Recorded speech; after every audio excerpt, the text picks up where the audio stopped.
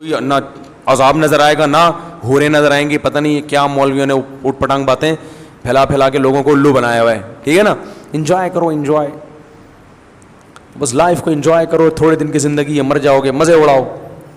تو یاد رکھو دلیل صرف اور صرف سائنس نہیں ہوتی, یہ دن رات ہم اس کا مشاہدہ کر رہے ہیں. خود سائنسدان بھی مانے گا کہ صرف سائنس سے چیزوں کا پتہ, بولو بھائی, نہیں چلتا. عدالت میں آپ کسی پر کیس کرتے ہو اس نے چوری کی ہے, تو عدالت سائنسدانوں کو بلاتی ہے کہ اس نے چوری کی ہے کہ نہیں کی؟ بولو نا, کس کو بلائے گی عدالت؟ گواہوں کو. انویسٹیگیشن آفیسر کو بلائے گی کہ آپ نے جب اس کے گھر جا کے انویسٹیگیشن کی تھی تو آپ کو کیا ثبوت ملے چوری کے؟ وہ کہے گا بھائی کھڑکی ٹوٹی ہوئی تھی, چپل کے نشانات تھے, یہی بولے گا نا. ایک صاحب نے چوری کی, وہ اوپر سے پھلانگ کے آئے ہیں تو ان کا بٹن جو ہے نا, بٹن وہ کہیں اٹکا رہ گیا کسی کھڑکی میں یا کہیں لٹک گیا. ایک دن وہ شرٹ پہن کے گھوم رہے ہیں تو کوئی انویسٹیگیشن آفیسر قریب میں تھا, اس نے دیکھا یار اس کی شرٹ میں سارے بٹن وہی لگے ہوئے ہیں. ٹھیک ہے نا, ایک بٹن غائب, پکڑ لیا اور ثابت ہو گیا کہ یہ کیا ہے. بولو, یہ چور ہے. سائنسدان اس کو چور ثابت نہیں کر سکتا, کیونکہ آج تک کوئی ایسی لیبارٹری یا کوئی ایسی مشین بنی نہیں ہے کہ جس میں ڈالا جائے تو وہ چور کو الگ کر دے, ایماندار کو الگ کر دے. کوئی ایسی مشین ہے سائنسدانوں کے پاس؟ کوئی ایسا ٹیکا ہو لگاؤ گے تو اگر یہ ایماندار ہوگا تو اس کا بخار اترے گا, چور ہوگا تو اس کا بخار, بولو نا. دلائل بہت ساری چیزوں کو کہا جاتا ہے. ایک قتل ہوا پڑا ہوا ہے, مرڈر ہوا کہیں, آپ نے دیکھا کہ خون میں کپڑے لتھڑے میں اور گلا کٹا ہوا ہے. تھوڑی دیر بعد آپ نے بھاگتا ہوا ایک بندہ دیکھا جس کے کپڑوں پہ خون کے نشانات اور وحشت ہے, اور وہ بھاگ گیا وہاں سے گلی کے کنارے پر. فوراً آپ کا ذہن جائے گا کہ قتل کس نے کیا ہے؟ اسی آدمی نے کیا ہے, کیونکہ اس کے گھبراہٹ بھی ہے اور خون بھی لت پت ہے اس کا. تو بہت سارے قرائن ہوتے ہیں, بہت ساری چیزیں ہوتی ہیں جس سے پتہ چلتا ہے کہ ایسا ہوا ہے اور اس نے کیا. انسان وہاں عدالتوں میں سائنسدانوں کا کام تو بہت تھوڑا ہوتا ہے. بعض دفعہ انویسٹیگیشن کے لیے, تفتیش کے لیے کسی سائنٹسٹ کا سہارا بھی لے لیا جاتا ہے, ڈی این اے وغیرہ کروا لیا جاتا ہے کہ اس نے جو ڈال دیا کہ فلاں میرے ابا ہیں تو دیکھ لو ذرا ٹیسٹ کر کے ہیں بھی کہ نہیں ہیں. ٹھیک ہے نا. یا یہ کہ کوئی قتل کے کیس میں وہ پوسٹ مارٹم وغیرہ کروایا جاتا ہے تو اس میں سائنسدان جو ڈاکٹر ہوتے ہیں وہ بتا دیتے ہیں کہ یہ قتل گلا دبنے سے ہوا ہے یا کس سے ہوا ہے, تو سہارا لیا جاتا ہے. لیکن ہمیشہ ایسا نہیں ہوتا. حالانکہ عدالت کا اور جج کا تو سارا دن کام ہی حق تک پہنچنا ہے, لیکن 1000 کیسز میں ایک کیس ایسا ہوگا جس میں وہ سائنسدانوں سے یا ڈاکٹروں سے رابطہ کرتے ہیں. 999 کیسز میں وہ ڈاکٹروں کو اور کیمسٹ کو اور جو ایٹمی سائنسدان ہیں یا کسی بھی قسم کے سائنٹسٹ کو وہ انوالو نہیں کرتے. تو پتہ یہ چلا کہ جج جو حق تک پہنچنے کی کوشش کرتا ہے وہ جن وسائل اور ذرائع سے پہنچتا ہے وہ تمام وسائل اور ذرائع دلیل ہی ہیں, ان کو آپ دلائل کی فہرست سے نہیں نکال سکتے. اب حیرت اس پر ہوتی ہے کہ جب مذہب کا معاملہ آتا ہے تو یونیورسٹیوں کے اسٹوڈنٹ سارے سائنسدانوں کے حوالے دیتے ہیں کہ سائنٹسٹ کہتے ہیں کہ اللہ تو نظر نہیں آتا, سائنٹسٹ کہتے ہیں یہ بات تو اسلام کی سائنس کے خلاف ہے, سائنٹسٹ یہ کہتے ہیں سائنٹسٹ کیوں نہیں خدا کو مانتے, یہ سائنٹسٹ مولوی کیوں نہیں ہوتے, ان کی لمبی لمبی داڑیاں کیوں نہیں ہوتی اور ان کی شلواریں ٹخنوں سے اوپر کیوں نہیں ہوتی, یہ سائنسدان تہجد گزار کیوں نہیں ہوتے, حالانکہ یہ تو زمین کے اور آسمان کے حقائق پر ہم سے زیادہ مطلع ہوتے ہیں, انہیں تو وہ کچھ پتہ ہوتا ہے جو ہمیں پتہ نہیں ہوتا, تو یہ نیک کیوں نہیں ہوتے, اور جو نیک ہوتے ہیں وہ سائنس سے ان کا دور دور کا بھی تعلق نہیں ہوتا. میں سمجھا پا رہا ہوں سوال ہے بھائی؟ تو بھائی سائنسدان نیک اس لیے نہیں ہوتا کہ وہ ساری زندگی کس میں لگا رہا ہے, سائنس میں. سیدھا راستے تک پہنچنے کے جو دیگر دلائل ہیں ان کو وہ لفٹ ہی نہیں کراتا. دیکھو علاج, آپ اگر بیمار ہو تو شفا ہونے کا جو طریقہ ہے دنیا میں وہ کیا ہے؟ ڈاکٹر کو دکھانا. اگر آپ ڈاکٹر کے پاس نہیں جا رہے تو آپ کتنے بڑے سائنٹسٹ ہو, کتنے بڑے کیمسٹ ہو, آپ ٹھیک ہو جاؤ گے؟ اب اگر آپ کو لوگ کہیں یار اتنا پڑھا لکھا آدمی, اس نے تو ایٹم بم بنایا, ملک کو ایٹمی طاقت بنایا, اور جناب یہ تو اتنا پڑھا لکھا, یہ تو چاند سے ہو کر آیا ہے, چاند پہ پہلا قدم تو آرم اسٹرانگ نے رکھا تھا, دوسرا قدم اس نے رکھا تھا, اتنا بڑا سائنٹسٹ, اتنا بڑا پی ایچ ڈی, یعنی اس نے اتنا بڑا اسکالر, لیکن اس کے گردے خراب ہیں یار, اس کے گردوں میں پتھری ہو گئی. تو اس کا جواب یہ دیا جائے گا, بھائی گردوں کا جو اسپیشلسٹ ہے نا وہ یہ نہیں ہے, اس کو گردے ٹھیک کرنے کے لیے کڈنی کے اسپیشلسٹ کے پاس جانا چاہیے تھا. یہ چاند پر گیا ہے تو واہ واہ ہو گئی, لیکن گردے اس کے خراب اس لیے ہیں کہ گردوں کا شعبہ اس کے پاس ہے ہی نہیں. کڈنی اسپیشلسٹ چاند پہ نہیں جا سکتا کبھی بھی قیامت تک, وہ ساری زندگی گردوں پہ محنت کرتا رہا ہے, چاند کے گردے نہیں ہوتے. کیا خیال ہے بھائی؟ بلکہ چاند پر جانے کے لیے جس قسم کا دل گردہ چاہیے وہ اس کے پاس ہے ہی نہیں, وہ مارکیٹ میں بنتا ہی نہیں ہے, وہ اور ٹائپ کا دل گردہ ہے. تو بات یہ, ہماری LUMS university, Punjab university, Karachi university, ان میں زیادہ تر جو ایجوکیٹڈ لڑکے اور پروفیسر ہیں وہ ایتھیزم کی طرف جا رہے ہیں, مذہب سے دور ہو رہے ہیں, کیونکہ ان کے پروفیسر دن رات سائنسدانوں کے گیت گاتے ہیں ان کے سامنے, نیوٹن نے یہ لا پیش کیا کتنا زبردست. تو یہ سب جب سائنٹسٹ کو دیکھتے ہیں تو وہ دیکھتے ہیں کہ یار ان کی تو ہمیں داڑھیاں نظر نہیں آ رہی, یہ تو نہ نماز پڑھتے ہیں, نہ ان کے ماتھے پہ تہجد کے نشانات ہیں, اور یہ قوم کی اتنی خدمت کر کے چلے گئے, اتنے نیک, اس کا مطلب مولوی شولوی کچھ نہیں ہوتا, یہ سب ٹوپی ڈرامے ہیں. پھر یہ باتیں بھی کرتے ہیں اللہ نظر کیوں نہیں آتا, اگر اللہ ہے تو بس ہے, یہ کیا دلیل ہے کہ محمد صلی اللہ علیہ وسلم اللہ کے پیغمبر بھی ہیں؟ وہ 1400 سال پہلے جو گزرے تھے ہم ان کو فالو کریں یار, وہ آج کے جدید تقاضوں سے تھوڑی واقف ہیں. بھائی ایک ایسا شخص جو پہاڑوں پتھروں کے دور میں پیدا ہوا, عرب کے بدو میں پیدا ہوا, ہم 15ویں صدی میں 21ویں صدی میں ہم اس کو فالو کریں, یہ تو مولوی ہمیں پیچھے کی طرف لے کے جا رہے ہیں. یہ ساری باتیں فیس بک پہ بھی ملیں گی آپ کو, یوٹیوب پہ بھی ملیں گی, اور یونیورسٹیوں میں ہول سیل کے حساب سے ملیں گی پڑھے لکھے طبقے میں. تو یہ پڑھا لکھا ہونا الگ بات ہے, اور کھوپڑی ہونا یہ بالکل الگ چیز ہے, ڈفرینٹ چیز ہے. میں نے بڑے بڑے پڑھے لکھے بہت عجیب عجیب سے مکھنچو دیکھے ہیں, بالکل illogical بات کرتے ہیں. تو یاد رکھو دلیل صرف سائنس نہیں ہے, سائنس کے علاوہ بہت ساری چیزیں دلیل ہیں. بہت کم چیزوں میں ہم سائنس کا سہارا لیتے ہیں. میں عدالت کی مثال دے رہا ہوں, عدالت چاہے وہ امریکہ کی ہو, برطانیہ کی ہو, عدالت کا جج کا سارا دن کام یہی ہوتا ہے کہ درست نتیجے تک پہنچنے کی کوشش کرے. اس کے لیے وہ گواہ بھی طلب کرتا ہے, گواہوں سے گواہی دی جاتی ہے, تو لوگ کہتے ہیں بھائی لوگ کہہ رہے ہیں تو اس کا مطلب ایسا ہوگا, اتنے سارے لوگ جھوٹے نہیں ہو سکتے. عدالت میں جب گواہوں کو لایا جاتا ہے وہ کہتے ہیں ہم نے خود اس کو دیکھا ہے, چوری کی ہے اس نے, حالانکہ گواہوں میں جھوٹے ہونے کا امکان ہے. تو پھر جو مدعا علیہ ہے وہ کیس کرتا ہے کہ جو میرے خلاف گواہ پیش کیے جا رہے ہیں وہ گواہ ٹھیک نہیں ہے. تو عدالت کہتی ہے تمہارے پاس کیا دلیل ہے؟ وہ 4 گواہ اور لے آتا ہے کہ تو بندہ ہی ٹھیک نہیں ہے, رپورٹ نہیں پیش کرتا کہ ٹھیک نہ ہونے کی رپورٹ پیش کی جا رہی ہے. وہ بھائی 2 نے اس کے خلاف گواہی دی, وہ 4 آدمی اس کے خلاف لے آتا ہے, تو وہ بھی تو آدمی ہوتے ہیں نا. کیا ہو گیا بھائی؟ پھر جج کنفیوز ہوتا ہے, یار یہ تو بندہ کنفیوز ہو رہا ہے. تو پھر جج مدعی سے کہتا ہے یہ تمہارے جو 2 گواہ ہیں ان پہ جرا ہو گئی ہے اور ان پہ میرا اعتماد ختم ہو گیا, دوسرے لے کر آؤ. اب مدعی کیا کرتا ہے, پورا محلہ اٹھا کے لے آتا ہے بھائی. وسیم کباڑیے کو بھی فون کرتا ہے, پھر آپ گولے گنڈے والے کو بھی, یار تو بھی آ ذرا. جتنے محلے میں اس کے لوگ تھے سب کو بلا کے جج کہتا ہے بھائی پورا محلہ غلط نہیں ہو سکتا, فوراً فیصلہ سناتا ہے. کیا خیال ہے؟ تو اس سے کیا نتیجہ نکلا؟ نتیجہ ہی نکلا کہ 1-2 آدمی, پہلا چیز جو نکلا کہ دلیل گواہ بھی ہوتے ہیں, لوگ کیا کہہ رہے ہیں. کیا خیال ہے؟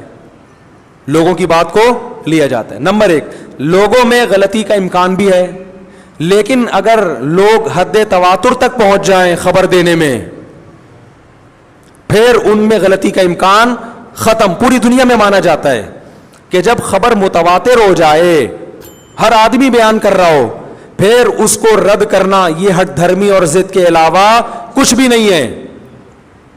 پھر یہ ضد ہے. دیکھو ورلڈ ٹریڈ سینٹر جب تباہ ہوا, کسی سائنسدان نے ہم کو بتایا تھا کہ ورلڈ ٹریڈ سینٹر تباہ ہو گیا ہے؟ بولو نا. ہم نے ویڈیوز دیکھی, بلکہ بہت سو نے ویڈیو, ابھی تک بہت سے لوگ ایسے ٹی وی دیکھتے ہی نہیں, انہوں نے خبریں سنی, وہ بھی کہہ رہے تباہ ہو گیا, وہ بھی کہہ رہے تباہ ہو گیا, تو انہوں نے بھی مان لیا کہ تباہ ہو گیا, حالانکہ دیکھا نہیں. اگر ویڈیو دیکھیے تو فیک ویڈیو بھی تو ہو سکتی ہے, فلموں میں نہیں.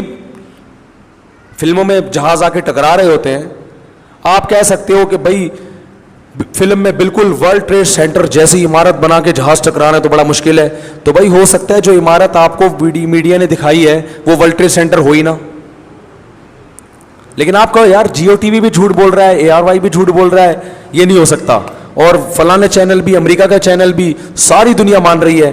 تو بھائی ساری دنیا جب ایک بات کی خبر دیتی ہے تو انسان کا ضمیر کہتا ہے کہ یہ خبر غلط نہیں ہو سکتی, ناممکن ہے اس کو جھٹلانا. پوری دنیا اسی اصول پہ چل رہی ہے. اگر اس اصول کو آپ زندگی سے نکال دیں, پوری دنیا کا عدالتی نظام تباہ ہو جائے گا.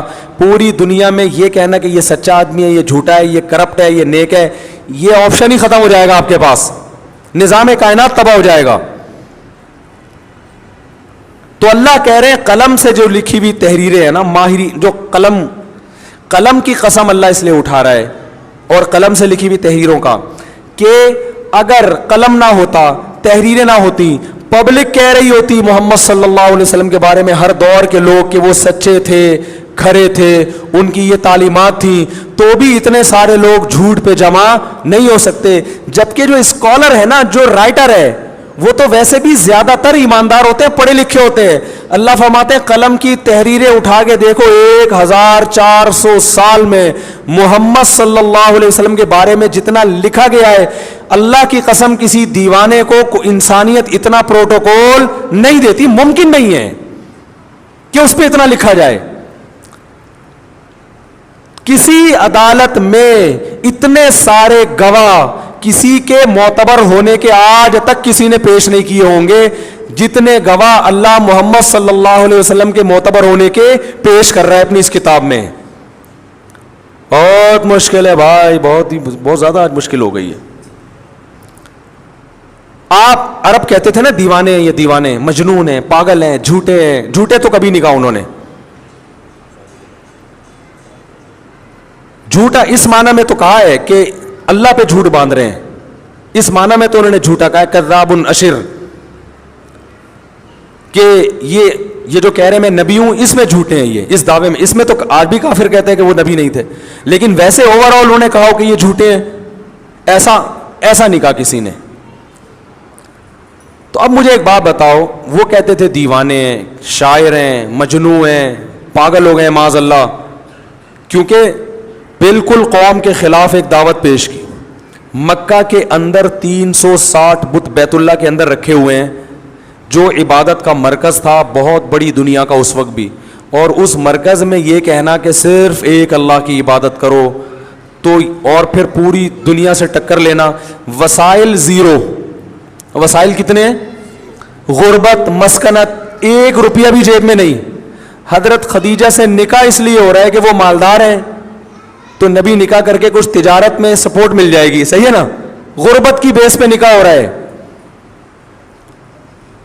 اور پیدائش سے پہلے باپ کا سایہ, بولو نا, اٹھ گیا. اللہ نے سارے الزامات جو آپ پہ لگ سکتے تھے نا, اگر کسی یونیورسٹی سے پڑھے ہوتے, آج کوئی گورا کہہ سکتا تھا اصل میں اس زمانے کی یونیورسٹی سے پڑھے ہوئے پروفیسر تھے, تو ایک نیا دماغ میں ان کے آیا, اور وہ ایک نیا فلسفہ لے کر پوری دنیا میں اپنی حکومت چلا دی انہوں نے.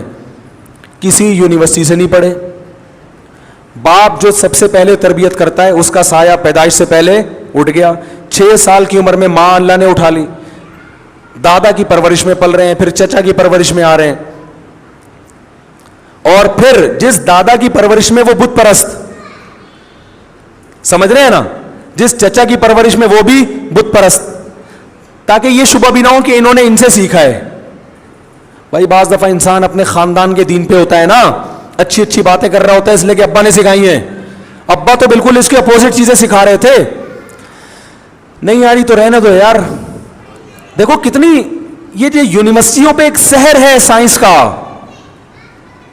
او بھائی ان کے پاس سیدھا راستہ نہیں ہے، سائنسدانوں کے پاس سیدھا راستہ پیغمبر کے پاس ہوتا ہے، اور پیغمبر برحق ہے یا نہیں تمہیں سائنسدان نہیں بتائیں گے، یہ تمہیں انسانیت بتائے گی، پیغمبر کی تعلیمات بتائیں گی کہ یہ صحیح ہے یا نہیں ہے، گواہ بتائیں گے تمہیں، ان کی تعلیمات، ان کی احادیث تمہیں بتائیں گی کہ یہ سچے تھے یا جھوٹے تھے۔ تو ایک پیغمبر جس کی ماں کو بھی اللہ نے اٹھا لیا، باپ کو بھی اٹھا لیا، اور دادا بھی بت پرست، چچا بھی بت پرست، ان کی کسٹڈی میں پل رہے ہیں، نظریات میں زمین آسمان کا ٹکراؤ۔ باپ اور دادا ایسے بت پرست کہ بت پرست بتوں کی رکھوالے تھے، وہ بیت اللہ کے اندر 360 بت کس کی کسٹڈی میں تھے؟ عبد المطلب کی کسٹڈی میں تھے، ان کی کسٹڈی میں جو ہے وہ ان کی زیر نگرانی ان بتوں کی عبادت ہوا کرتی تھی۔ وہاں ایک یتیم جس کے پاس وسائل کچھ نہیں ہے، وہ یہ نعرہ لگا رہا ہے کہ اللہ کے سوا کوئی عبادت کے لائق نہیں ہے، اور وہ مدینہ ہجرت کر کے بادشاہوں کو خطوط لکھ رہا ہے۔ ویژن کتنا بڑا ہے بھائی، ایک ایسا ملک، اور وما تخطہ بیمینک، کوئی کتاب کے رائٹر نہیں ہے۔ اگر آپ کی کتابیں مل رہی ہوتی نبی صلی اللہ علیہ وسلم کے اپنے ہاتھ کی لکھی ہوئی کتابیں، الزام لگ سکتا ہے یار کوئی بڑے بہترین رائٹر تھے تو ان کی بہت اچھی تھنکنگ تھی، تو ایک ان کے ذہن میں آئیڈیا آیا، انہوں نے وہ آئیڈیا بنا کے ایک مذہب پیش کر دیا لوگوں کے سامنے۔ ایسا بھی نہیں ہے، وما تخطہ بیمینک، ایک لکیر بھی کبھی، الف کی لکیر بھی کبھی نہیں کھینچی۔ صلح حدیبیہ کے موقع پر جب انہوں نے کہا کہ رسول اللہ کا لفظ کاٹو، تو آپ نے حضرت علی سے فرمایا کہ کاٹ دو، ٹھیک ہے نا، آپ کو نہیں پتا تھا کہ رسول اللہ کیسے لکھتے ہیں۔ تو اللہ بار بار کہہ رہا ہے کہ یہی محمد صلی اللہ علیہ وسلم جنہوں نے زندگی میں کبھی کچھ لکھا نہیں ہے، اور یہ ایسا کلام پیش کرنا شروع کر دیں ایک دم سے جو پوری دنیا کو عاجز کر دے، ایسا کلام پیش کر دے کہ عمر جیسا سخت دل اس کلام کو سن کے رونا شروع کر دے، اور اس کی تعلیمات اتنی پاکیزہ، اور چلو وہ تو وہ وقت تھا، اس کے بعد محمد صلی اللہ علیہ وسلم کی سیرت پہ، آپ کی احادیث، آپ کے اقوال، دنیا میں کوئی شخص ایسا گزرا ہے جس کے قول ہم کہتے ہیں قائد اعظم نے یہ فرمایا۔ اب مجھے کوئی بتاؤ، کوئی اٹھ کے کہ قائد اعظم معاذ اللہ پاگل تھے، دیوانے تھے، دماغ نہیں تھا، لوگ اس کی بات مانیں گے؟ بولیں گے بھائی اگر دماغ نہیں تھا تو پورا ملک کیسے بنا دیا ہے؟ اور پاگل کو اتنے لوگ فالو نہیں کرتے، پاگل کو اگر فالو کرتے ہیں تو پاگلوں جیسے کرتے ہیں، مل جائیں گے آپ کو ایسے، لاہور میں جائیں یا ادھر کراچی میں ٹھکانے لگا کے روحانی عامل کچھ پاگل بیٹھے ہوئے ہیں، لیکن جب ان کے پاس آپ جاؤ گے تو جو جانے والے وہ بھی کیا لگیں گے آپ کو؟ پاگل، لیکن وہ بھی زیادہ دن نہیں ٹھہرتے، اس کے بعد ان کو پتہ چل جاتا ہے یہ بندہ 2 نمبر، وہ بھی نکل لیتے ہیں وہاں سے، تو بالکل ہی انہی جیسے بالکل ہی کوئی ہوں گے تو وہ رہ جائیں گے، لیکن وہ شکل سے بھی پاگل لگیں گے اور حرکتوں سے بھی، ان پر کتابیں نہیں لکھی جائیں گی۔ تو نبی صلی اللہ علیہ وسلم کے الفاظ کو دیکھو، میں نے ایک دفعہ پوری حدیث کی سند پڑھ کے سنائی تھی، قال الامام بخاری حدثنی فلان قال، ابھی مجھے سند یاد نہیں ہے، امام بخاری کہتے ہیں مجھ سے فلاں نے بیان کیا، مجھ سے فلاں نے بیان کیا، مجھ سے فلاں نے بیان کیا، مجھ سے فلاں نے بیان کیا، مجھ سے فلاں نے بیان کیا، عن انس بن مالک، وہ کہتے ہیں مجھ سے انس بن مالک نے بیان کیا، کان النبی صلی اللہ علیہ وسلم افلج الثنیتین، کہ آپ کے دونوں دانتوں کے درمیان فاصلہ تھا۔ ارے بھائی اتنا پروٹوکول ہے بھائی، ایک شخص کو انسانیت نے اتنی عزت دی ہے کہ اس کے جسم کا ایک حصے کو بیان کیا جا رہا ہے کہ دانتوں میں فاصلہ تھا، وہ ایسے ہی نہیں بیان کر دیا۔ ہم کہتے ہیں قائد اعظم نے یہ فرمایا، علامہ اقبال نے یہ کبھی ہم کہتے ہیں میں نے اپنے ابا سے سنا، انہوں نے فلاں کے چاچا سے سنا، انہوں نے فلاں سے سنا، انہوں نے فرمایا، قائد اعظم نے فرمایا۔ ہاں بھائی وہ فرما دیا، بس چلے گئے فرما کے دنیا سے، لیکن نبی نے کیا فرمایا ایسے ہی قبول نہیں کیا گیا۔